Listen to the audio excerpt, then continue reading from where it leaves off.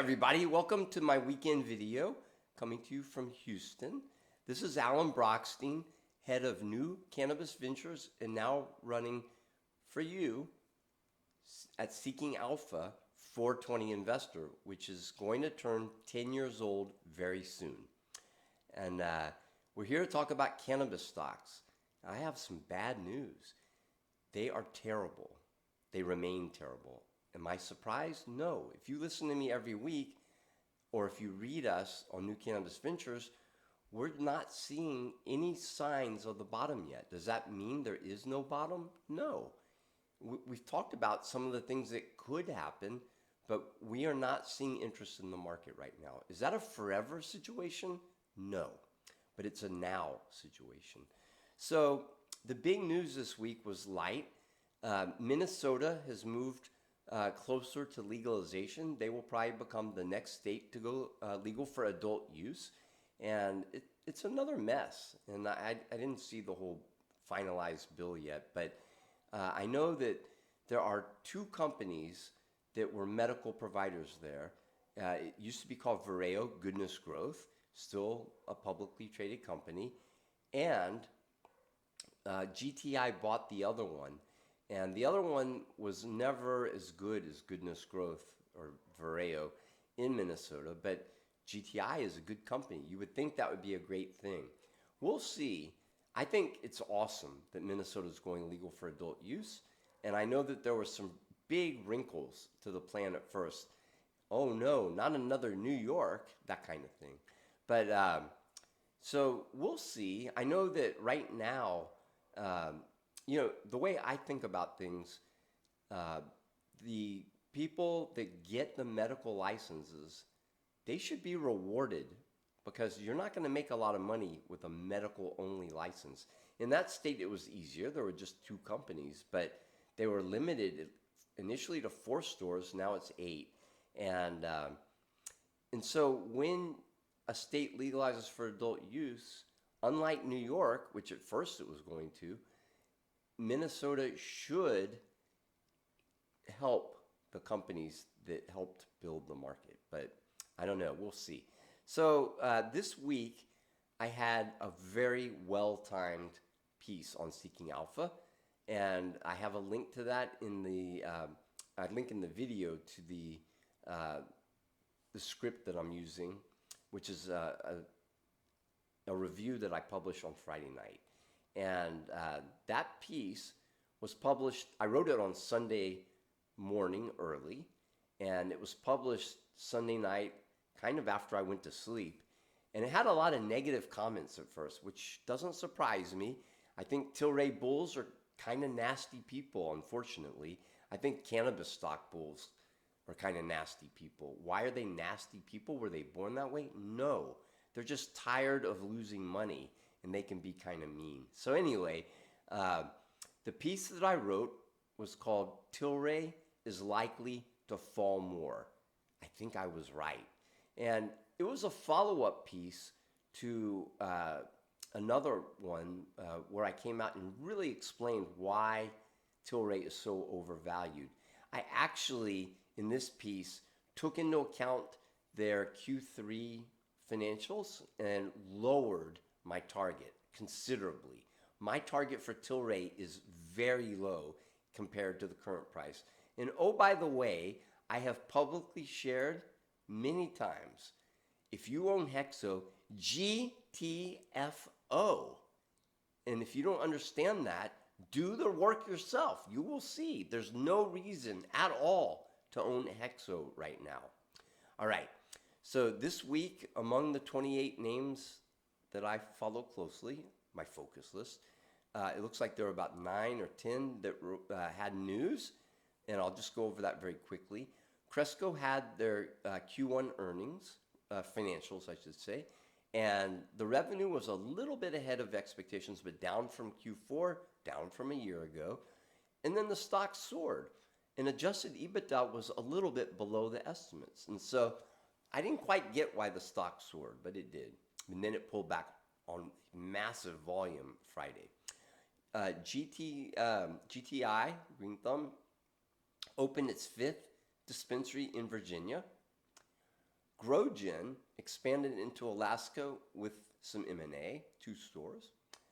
Lowell is unveiled yesterday and today and tomorrow its new infused pre-rolls at a festival in California. And more importantly, I think, the company completed a sale leaseback on its processing facility, giving it a lot of cash.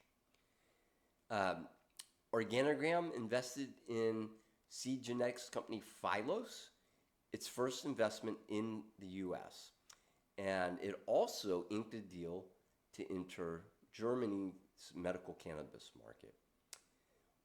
Tilt Holdings, which has already lost its CEO, now lost its CFO, and the chief accounting officer, the former CFO, is taking over the role.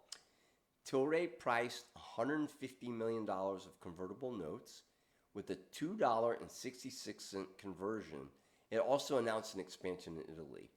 And my negative thesis on Tilray is all about the debt. They have a lot of it, and they don't have that much cash. And this deal was driven by the existence of their outstanding debt, and it was done to help reduce that.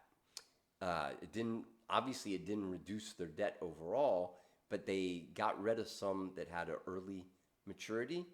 And if you read the notes, Tilray loaned people shares so they could short their stock. TerrAscend completed its sale of its Canadian LP. Remember, TerrAscend's first effort was in Canada, and now their only effort in Canada is to be a cookie store owner. And they're out of the LP business.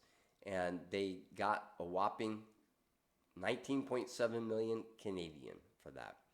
And then finally, Verano opened its 17th store in Pennsylvania. So as I said earlier, this was a tough week for cannabis stocks. The global cannabis stock index posted a new all-time low. And remember, it got crushed in December. And we've made new lows. It started to bounce in January, but we've made new lows, I think, in March, certainly in April, and now in May. And the price was $7.63, and that's down 21.7%, I think, year to date. 21.4% year to date. Well, maybe it's because stocks are down? No, that's a whole nother story. I'm just doing a cannabis call. I could spend a lot of time talking about stocks. The S&P 500 is up 9.5% year to date. So we are a full 30 points worse. That's terrible. We had a horrible year in 2022. 2023 is pretty nasty so far. I run 2 model portfolios, and the goal of both of them is to do better than the index.